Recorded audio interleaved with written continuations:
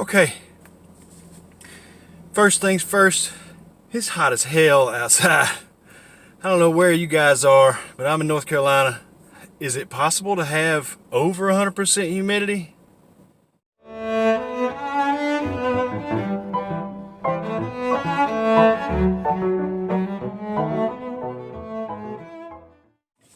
Okay, so I apologize for maybe not having as in-depth videos yet as I would like. But for the past 2 weeks, I have been not only relocating where me and my family live, about 2.5 hours away, I've also been moving from the office that I work in to our office here. It's been busy, it's been crazy. I got tons of stuff going on at the house still. I'm trying to get situated, working out of a new office with a new group of people. I've got lots of stuff to do at the house, put up ceiling fans, put up blinds. I've got all this stuff to do. So again, I apologize for the content not being as great as I would like it to be. Let's put it that way.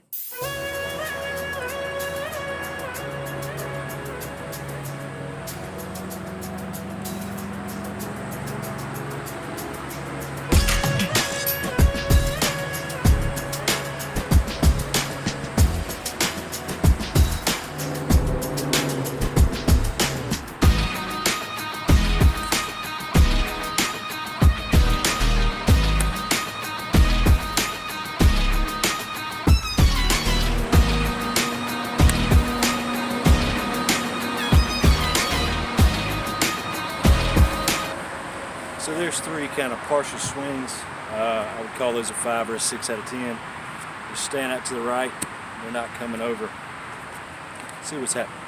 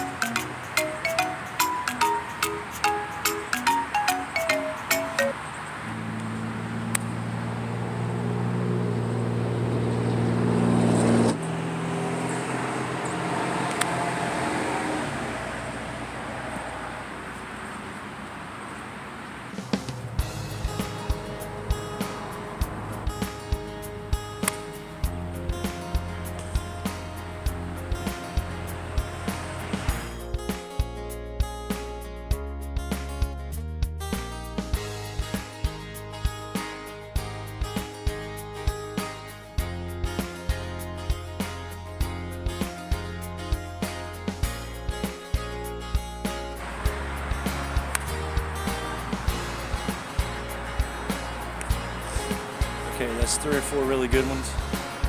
I feel like I'm still, but I know I'm gonna go back and watch this tape and there's gonna be movement in my left knee. I'm gonna try it again.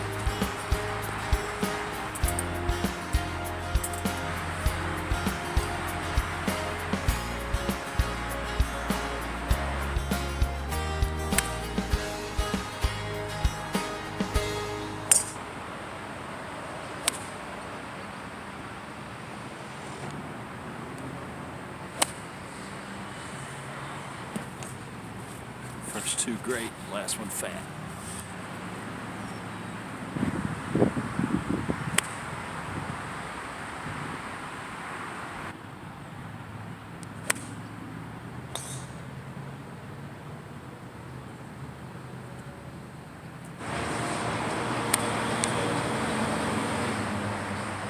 Good solid 8 irons. Tight draw. Let's going up to 5 iron.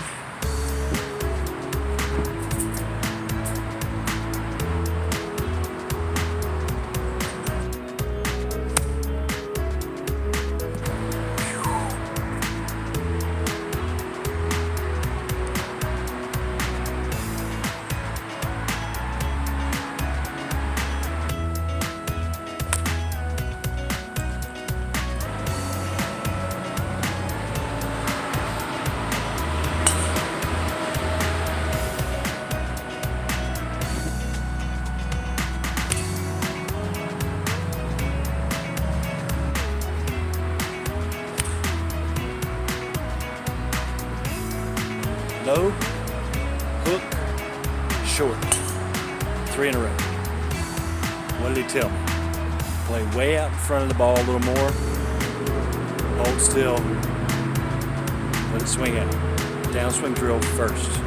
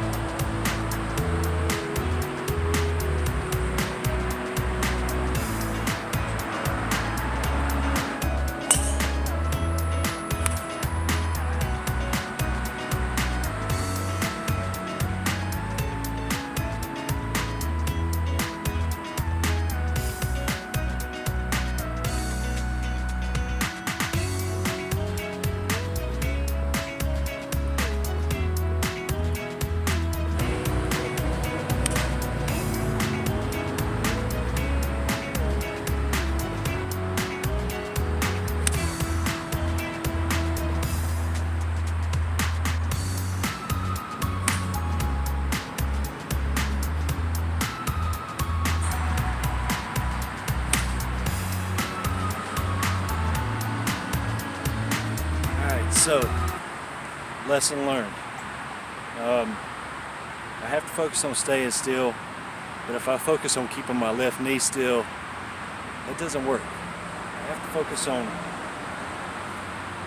my soul staying still. And when I take it back, I have to let the club release back here. Time for the driver.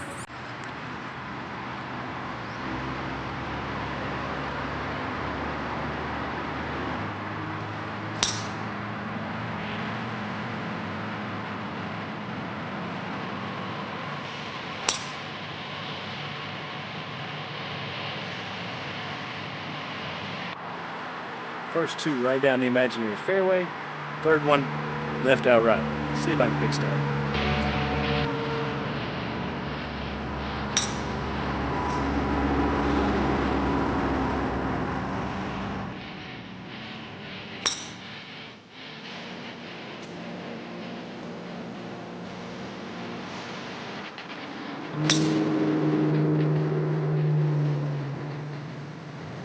Let's try, mix it up. 5 iron, driver, pitching wedge.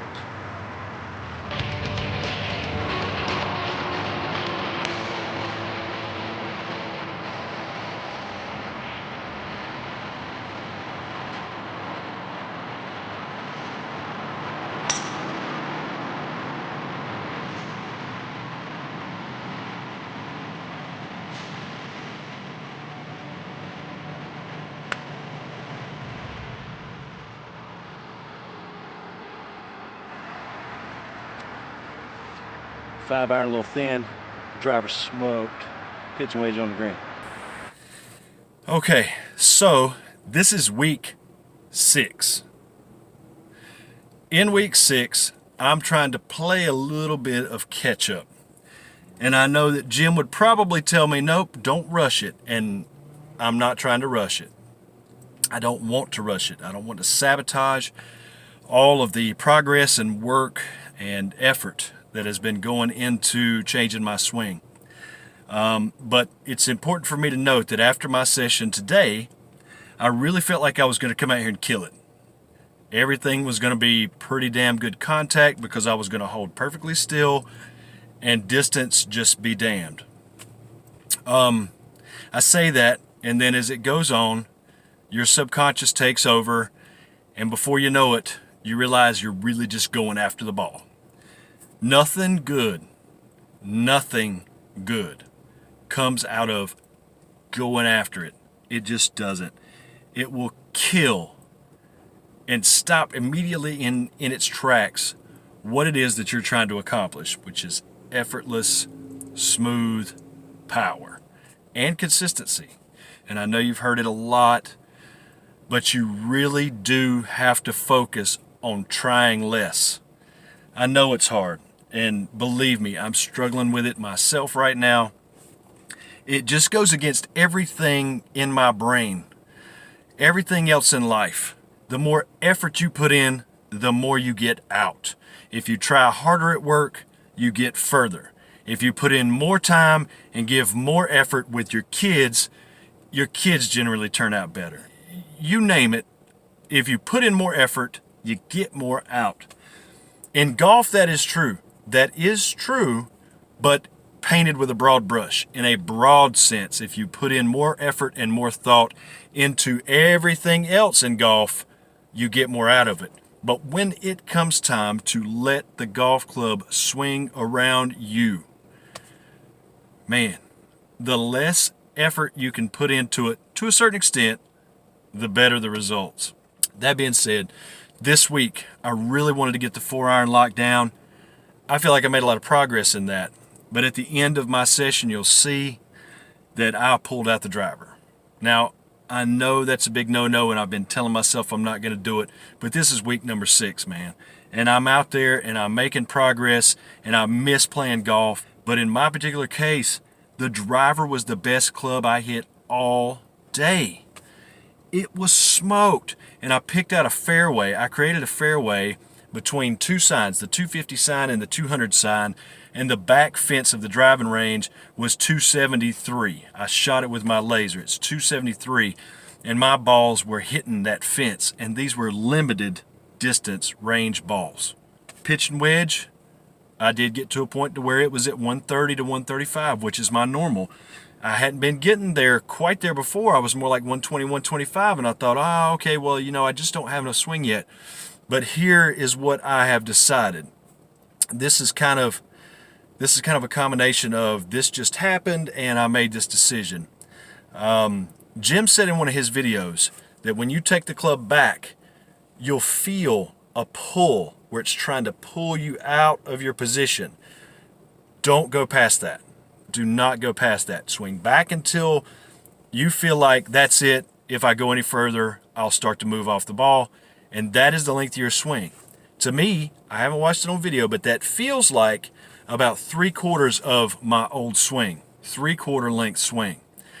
And that, coupled with good contact because of purity of technique, gives me my standard yardage because I'm hitting the sweet spot in the center of the club face more often, and I'm doing it with purity of technique, and I'm doing it with circular swing instead of ovular swing. If you were an engineer, all right, this is a question I've been thinking about. If you were an engineer and somebody said to you, here, take this golf club, and I want you to make this thing swing around in a circle at a higher rate of speed. The easiest, simplest, most efficient machine you could come up with would put some sort of a fixed point in the handle, the end of the butt of the grip, and it would fix it in a point, and then let the club just swing around in a true circle. Now, nobody would go through and try and design a machine that would slide back this way, then come back, start swinging, and slide back that way.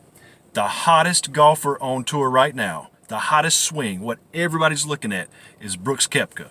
Brooks Koepka is mashing it. He is built for major championships. He is killing it, and he's likely to win the U.S. Open. I bet you he's the odds-on favorite to win the U.S. Open this week. He's got the hottest swing, and when you watch him in slow-mo, you see him slide off the ball this way and slide back into the ball that way. And what that does is make his swing this giant sort of almost elongated circular swing, this oval type swing. And you think, okay, well, if that's the case and an oval swing is less powerful than a circular swing, why is he crushing the ball 350, 360 off the tee? Meanwhile, I'm doing well to poke at 250. Here's the difference. Brooks Koepka, Rory McIlroy, Jason Day, Tiger Woods, all these guys on tour, and the girls on the LPGA tour who, yes, crush it past the men all the time. All those people are world-class athletes, man. They could go out and be athletes in basketball, baseball, track, softball, football, golf, swimming, tennis. They could play any sport just about because they are just athletic machines. They're unbelievable. They're like Serena Williams. They're just incredible athletes. So that, coupled with the amount of practice and time and years and dedication and day after day after day after day of practice, and the best coaches and the best short game gurus and the best mental coaches and the best nutritionists and the best physical fitness instructor, you name it, all that coupled together, yes, Brooks Koepka can get away with an oval swing and crush it 350. There may be some other people who can do that as well. The problem is the vast majority of us, I know I'm not, are not world-class athletes. We don't have that 20-year-old incredible physical specimen of a body to where we can just produce this incredibly athletic movement and time it just like that 99 times out of 100 and be spot on. We can't do that. So for us, a circle is the most efficient, it's the best, it's the most powerful, and yes, it's dynamic optimum. Brooks Koepka is just full of muscle and flexibility and sinew and bone and just timing, and he's an athlete, and he can make that work. We can't. Stop trying. This week, I made a lot of progress. I had some people ask me about my distances. I have not seen a significant drop-off. Matter of fact, even with a little bit shorter swing, I'm coming up with the same yardages, possibly even longer. I measured some of them today. Pitch and wedge 130 to 135. 5-iron about 185, 180, somewhere in there, depending on where it lands, what kind of flight it's got. 7-iron was easily 160. Honestly, I think my 5-iron might be a little further than that, but my 5-iron was not my best club today. And as I said, driver was hitting the back fence at 273, 274.